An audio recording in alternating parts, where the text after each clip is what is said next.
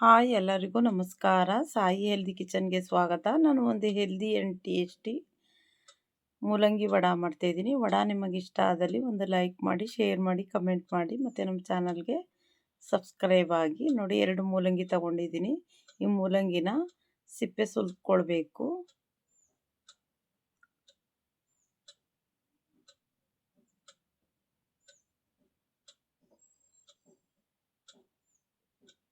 ಇವಾಗ ಸಿಪ್ಪೆ ಸುಲಿದಾಗಿದೆ. ಇದನ್ನು ತುರ್ಕೊಳ್ಬೇಕು.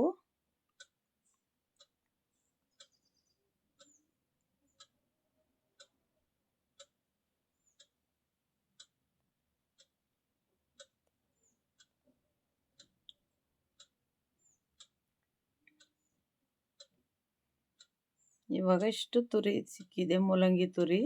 ಇದನ್ನು ಡ್ರೈ ಮಾಡ್ಕೊಳ್ಬೇಕು. ಅದರಲ್ಲಿರ್ತಕ್ಕಂಥ ನೀರಿನ ಅಂಶ ಎಲ್ಲ ತೆಗಿಬೇಕು. ನೀವೇನಾದರೂ ಹಿಂಡದನೆ ಮಾಡಿಬಿಟ್ರೆ ಅದನ್ನು ಎಣ್ಣೆ ಎಳೆಯುತ್ತೆ. ಸೊ ಹಾಗಾಗಿ ನೀವು ಈ ಥರ ನೀರಿನ ಅಂಶ ಎಲ್ಲ ತೆಗೆದುಬಿಡಬೇಕು. ಇದನ್ನು ನಿಂಬೆ ರಸ ಹಾಕ್ಕೊಂಡು ಕುಡ್ಕೊಳ್ಬೋದು, ಇಲ್ಲಾಂದರೆ ಸಾಂಬಾರಿಗೆ ಬೇಕಾದರೂ ಸೇರಿಸ್ಕೊಳ್ಬೋದು ಈ ರಸನ.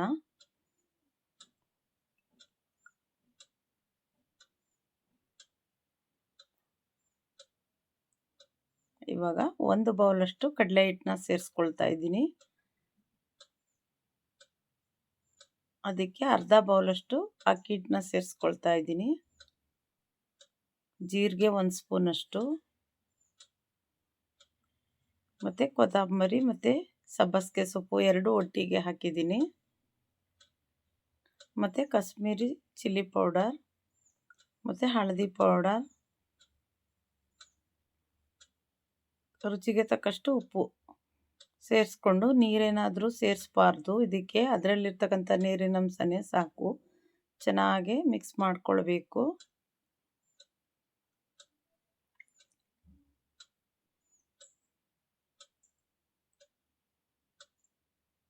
ಅದಕ್ಕೆ ನೀವು ಇದರಲ್ಲಿ ಮೂಲಂಗಿಯಲ್ಲಿರ್ತಕ್ಕಂಥ ನೀರಿನ ಅಂಶನೆಲ್ಲ ಹಿಂಡಿ ತೆಗಿಬೇಕು. ಆವಾಗ ಕರೆಕ್ಟಾಗಿ ಪರ್ಫೆಕ್ಟಾಗಿ ಬರುತ್ತೆ ಹಿಟ್ಟು.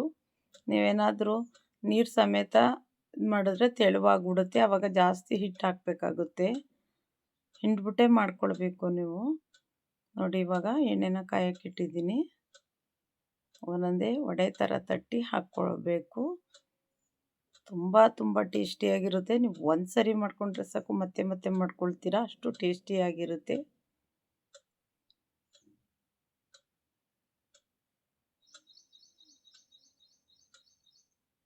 ಮೂಲಂಗಿ ಹಾಕಿರೋದ್ರಿಂದ ಹೆಲ್ದಿ ರೆಸಿಪಿ.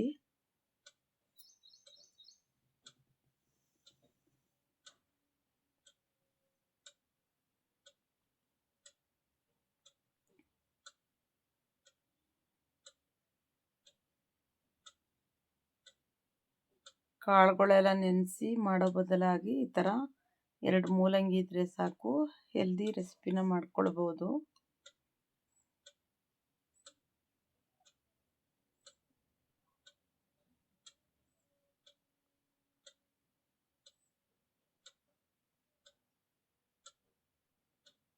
ಕ್ರಿಸ್ಪಿ ಆಗೋವರೆಗೂ ಉಲ್ಟಾ 2 ಕಡೆನೂ ಬೇಯಿಸ್ಕೊಳ್ಬೇಕು.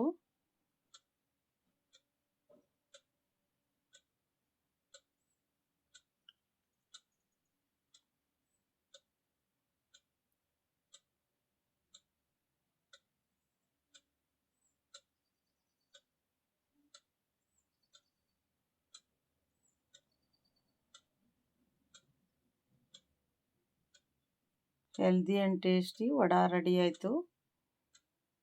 ನೀವು ಒಂದು ಸರಿ ಟ್ರೈ ಮಾಡಿ. ಮತ್ತೊಂದು ಹೆಲ್ದಿಯಾದ ರೆಸಿಪಿಯೊಂದಿಗೆ ಬರ್ತೀನಿ. ಎಲ್ಲರಿಗೂ ಧನ್ಯವಾದಗಳು.